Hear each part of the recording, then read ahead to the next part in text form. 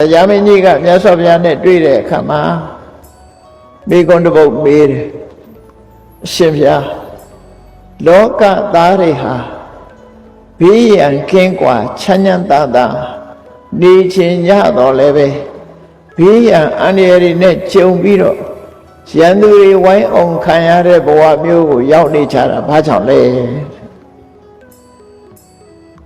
ဒါတရားမင်းကမေးတာသူ့မှာလည်းရန်သူတွေရှိတယ်လေသူကမကြာခဏအတုရာတွေနဲ့စစ်တိုက်ရတယ်နေကျင်တာကတော့ချမ်းချမ်းသာသာဘေးကင်းရန်กว่าဘေးကင်းရန်กว่าနေကျင်တော်လည်းပဲတဲ့